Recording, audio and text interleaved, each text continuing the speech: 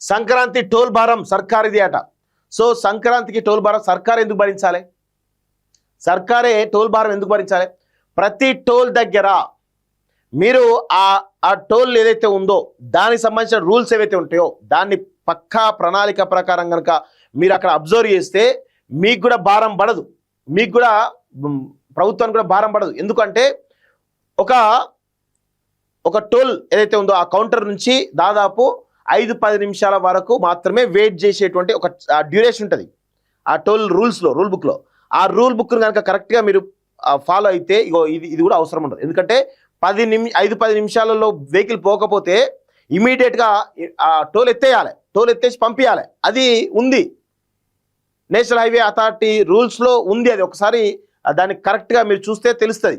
రాష్ట్ర ప్రభుత్వానికి ఈ భారం కూడా ఉండదు, అది తెలుసుకోవాలి. ఎందుకు అంటే సో సంక్రాంతి టోల్ భారం సర్కార్దే. పండక్కి ఊర్లకు వెళ్ళేటువంటి వాహనాల టోల్ ఛార్జీలు భరించే యోచనలో రాష్ట్ర ప్రభుత్వం. సంక్రాంతి సమయంలో టోల్ ప్లాజాల వద్ద భారీగా ట్రాఫిక్ జామ్.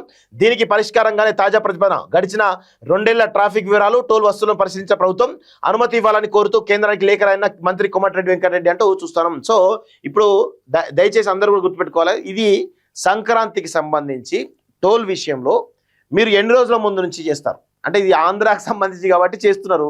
అదే దసరాకో దీపావళికో మన పండుగలకు చేస్తారా? ఇట్లా రాష్ట్ర ప్రభుత్వం కూడా ఆలోచించాలి. ఈ సంక్రాంతికి కాదు, మీరు దసరాకు కూడా ఇవ్వాలి. ఇట్లే దసరాకు ఎప్పుడెప్పుడు అవుతారో వాటికి కూడా ఈ టోల్ వసూలు చేయకుండా చేసేటువంటి ప్రయత్నం చేయాలి. చేస్తారా అనేది చూడాలి. సో మరి ఈ యొక్క టోల్ విషయంలో ఎన్ని రోజులు 10వ తారీఖు నుంచా, జనవరి 10వ తారీఖు నుంచా, జనవరి 11వ తారీఖు నుంచా, 12వ తారీఖు నుంచా, 13వ తారీఖు నుంచా, ఇదంతా కూడా ఒకసారి తెలియాలి. సో సంక్రాంతికి సొంతూళ్లకు వెళ్లే వారికి తీపి కబురు చెప్పేందుకు రాష్ట్ర ప్రభుత్వం సిద్ధమైంది. జాతీయ రహదారులపై వారి వాహనాల టోల్ ఛార్జీలు భరించే దిశగా ప్రణాళికలు రచిస్తోంది. తద్వారా టోల్ ప్లాజాల దగ్గర ట్రాఫిక్ జామ్ల నుంచి ప్రయాణికులకు ఉపశమనం కల్పించాలని నిర్ణయించినట్టు విశ్వసనీయంగా తెలిసింది. సర్కారు నిర్ణయానికి కేంద్రం అనుమతిస్తే ఆదిలాబాద్, కరీంనగర్, మహబూబ్నగర్, వరంగల్, విజయవాడ వైపు వెళ్లేటువంటి ప్రయాణికులకు భారీగా ఊరట కలగనుంది. ఏటా సంక్రాంతి పండుగ సమయంలో రాష్ట్రంలో ఉన్న ఇతర హైవేలన్నింటితో పోలిస్తే ఈసారి అధికంగా వచ్చేటువంటి అవకాశం ఉందనేది చాలా స్పష్టంగా తెలుస్తూ ఉంది. సో హైదరాబాద్ విజయవాడ హైవేపై తెలంగాణ పరిధిలో ఉన్నటువంటి పంతంగి, కోర్లపాడు టోల్ ప్లాజాల దగ్గర దాదాపు 10 కిలోమీటర్ల మేర ఎందుకంటే మొత్తం ఈ సంక్రాంతికి హైదరాబాద్ మొత్తం కూడా ఖాళీ అయి ఆంధ్రాకి వెళ్ళిపోతారు. సో హైదరాబాద్లో దాదాపు 70% జనాభా వెళ్ళిపోతుంది. సో మరి అలాంటి సమయంలో మరి ఏం చేస్తారు ఒకసారి ఆలోచించండి. సో అందుకే అంత పెద్ద 10 కిలోమీటర్ల ట్రాఫిక్ రద్దీ అవుతుంది. కాబట్టి ఆ రద్దీ పోవాలంటే ఒక ప్రయత్నం చేస్తూ ఉంది, చాలా మంచి ప్రయత్నం.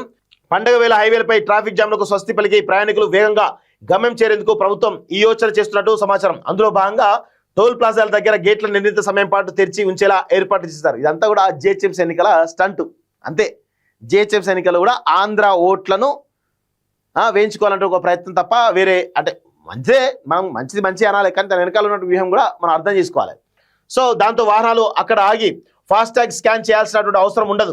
ఫలితంగా టోల్ ప్లాజాల దగ్గర ట్రాఫిక్ జామ్ కాకుండా వాహనాలు వెళ్తాయని ప్రభుత్వం భావిస్తుంది. ఈ మేరకు సంక్రాంతి పండుగ సమయంలో జాతీయ రహదారులపై ఎన్ని వాహనాలు వెళ్తున్నాయి, ప్రధానంగా పంతంగి, కోర్లపాడు టోల్ ప్లాజాల దగ్గర ఏ తేదీలో ఎన్ని వాహనాలు వెళ్ళాయనే దానికి సంబంధించి 2023-24 తేదీల గణాంకాలను రాష్ట్ర R&B శాఖ సేకరించింది.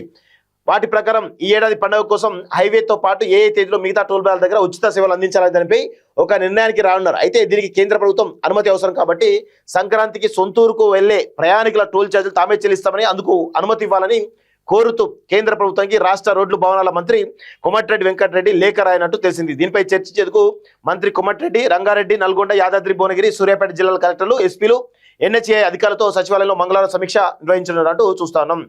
NH65 పై పండుగ రద్దీకి తోడు ఈసారి హైవేపై 17 బ్లాక్ స్పాట్స్ దగ్గర పనులు జరుగుతున్నాయి కనుక ఈసారి ట్రాఫిక్ జామ్ కు మరింతగా పెరిగే అవకాశం ఉందని R&B అంచనా వేసిందంటూ చూస్తా ఉన్నాం.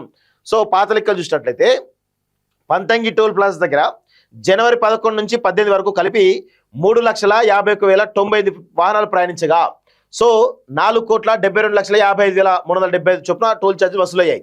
2024 జనవరి 11 నుంచి 18 వరకు కలిపితే 3,86,000 వాహనాలు ప్రయాణించగా 5,30,37,000 చొప్పున టోల్ ఛార్జీలు వసూలయ్యాయని NHA నేషనల్ హైవే అథారిటీ గణాంకాల్లో పేర్కొంది అంటూ చూస్తాం. సో మొత్తానికైతే జనవరి 11 82,000 అంటే ఇట్లా అంటే డే వైజ్ ఇస్తున్నట్టు తెలుస్తా ఉంది. సో జనవరి 11 నుంచి మొత్తానికైతే టోల్ ఛార్జీలు వసూలు చేయరని చెప్పి చాలా స్పష్టంగా అర్థమవుతుంది. ఇది మంచి నిర్ణయం అయినప్పటికీ టోల్ ఛార్జీలపై రాష్ట్ర ప్రభుత్వం తీసుకున్నటువంటి నిర్ణయానికి కేంద్రం అనుమతిస్తుందా అనే సందేహం వ్యక్తమవుతుంది. అంతేకాదు ఆ సమయంలో ఆ దారిన వెళ్లే బస్సులు ఇతరత్ర వాహనాల పరిస్థితి ఏంటనేది తేలాల్సి ఉంది.